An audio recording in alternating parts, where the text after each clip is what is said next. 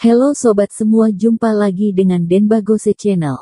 Bagaimana kabar sobat semua? Sebelum kita mulai cerita ini, ayo silakan subscribe, like, komen, share dan nyalakan loncengnya untuk mendapatkan notifikasi terbaru ketika Mimin upload videonya. Bab 1381, bukankah ingin meminta uang? Thomaskin mencibir, dan seperti yang diprediksi, pria ini sudah dimanfaatkan oleh wanita itu, dan paman keduanya sangat kesal setengah mati. Sepertinya ayahmu kesal sampai masuk rumah sakit karenamu, kan? Thomaskin menatap Kang Santang dengan dingin. Kamu masih saja berbicara dengan nada seperti itu, Thomaskin. Jangan berpikir karena kamu telah menyelamatkan orang tuaku, aku akan berterima kasih padamu. Masalah keluarga Tang tidak perlu kamu khawatirkan, kata Ying Nasun dengan marah. Saat ini, apa yang dikatakan Thomaskin jelas mengejek mereka. Bagaimana mungkin Ying Nasun tidak mendengarnya? Anakku juga tidak disengaja. Siapa yang ingin orang tuanya masuk rumah sakit? Dia juga menjadi korban, apa kau mengerti? Pembelaan dari Ying Nasun membuat Thomaskin semakin kehabisan kata-kata. Dia sangat membela dan melindungi Kang Santang. Alasan terbesar Kang Santang bisa menjadi seperti ini adalah karena Ying Nasun. Didikan dalam keluarga sangat penting. Dan inilah hasil dari terlalu dimanja. Di bawah manjaan Ying Nasun, dia adalah seorang anak yang tidak akan pernah tumbuh dewasa, selalu dibohongi orang dan dimanfaatkan orang adalah hal yang lumrah.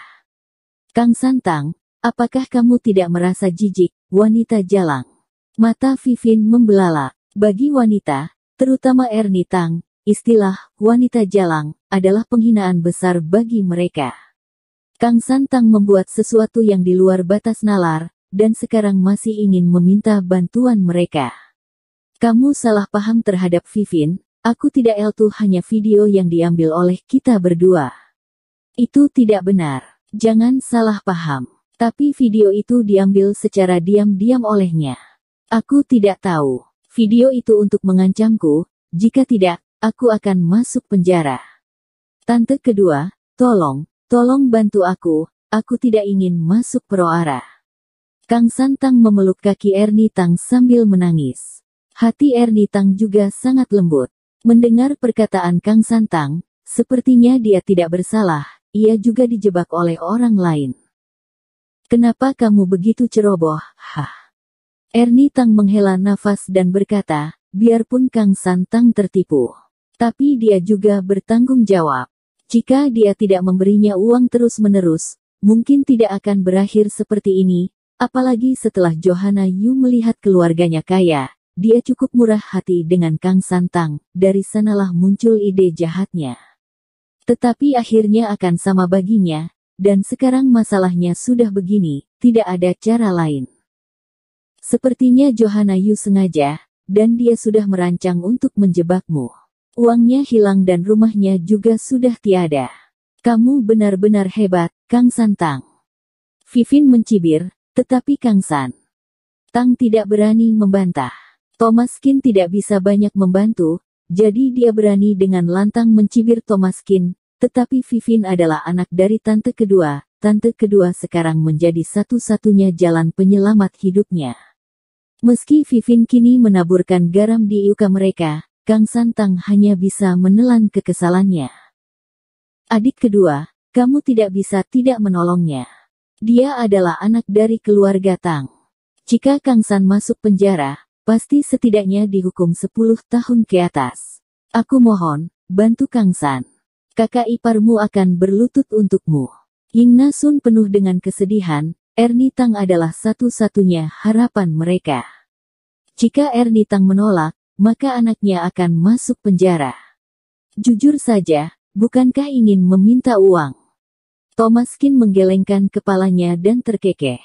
Paman kedua sudah diobati, dan dia benar-benar malas mengurusi Kang Santang dan Ying Nasun ini.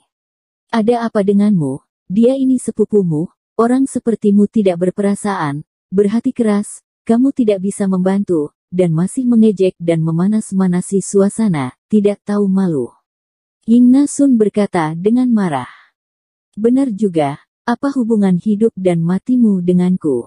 Itu tidak ada hubungannya denganku, aku pergi dulu. Thomaskin mengangkat bahu. Thomas. Mereka tidak ingin melihatku di sini, kenapa aku masih di sini? Paman kedua sudah diobati, dan aku telah melakukan semua yang aku bisa, masalah yang lain aku khawatir aku tidak bisa membantu. Tante kedua, aku duluan ya. Thomaskin tersenyum dan menyapa tante kedua, Ernie Tang, lalu berbalik dan pergi. Bu, kamu tidak akan.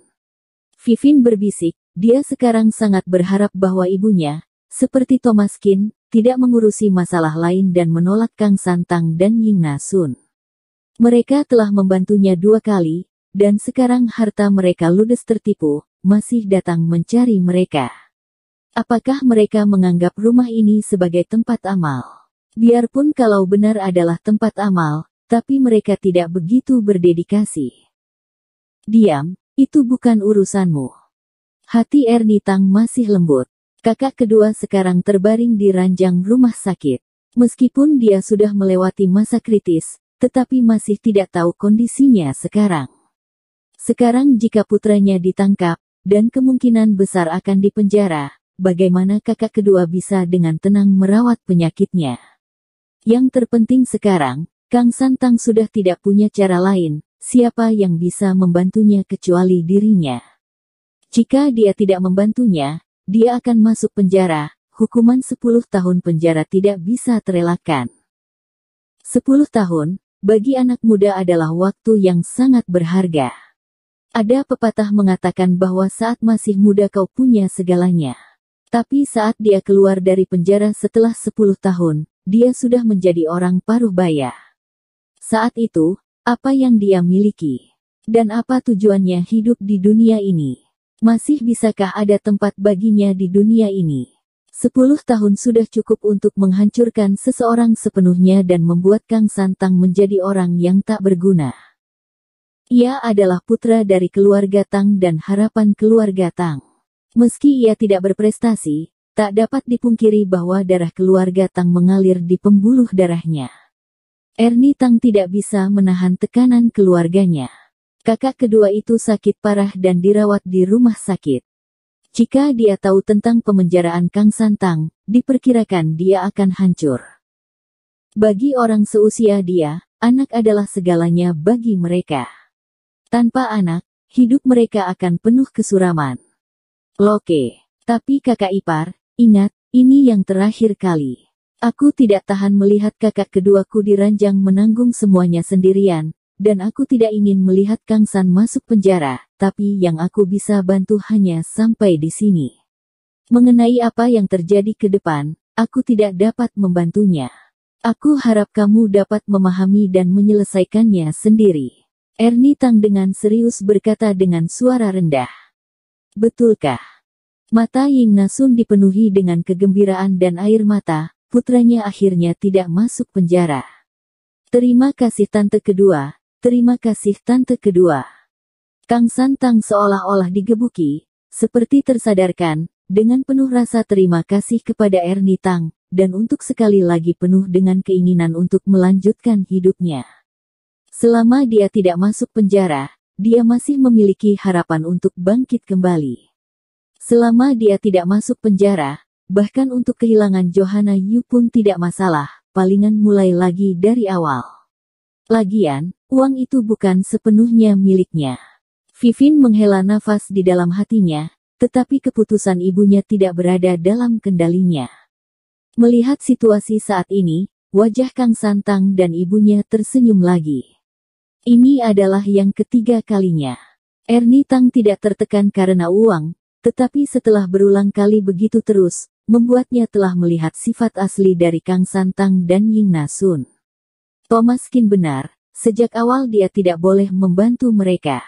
Sekarang membuat mereka sepenuhnya bergantung padanya. Masalah antara dia dan Johanna Yu adalah kesalahan Kang Santang sendiri, tetapi Ernie Tang selalu merasa bahwa dia tidak bisa lepas dari tanggung jawab itu, bahwa dia telah memberi mereka 2 kali kesempatan. Berpikir Kang Santang akan berterima kasih dan tidak mengulanginya lagi, tetapi dia tidak menyangka bahwa itu malah memberi kesempatan padanya untuk melakukan kesalahan yang lebih besar lagi. Bersambung.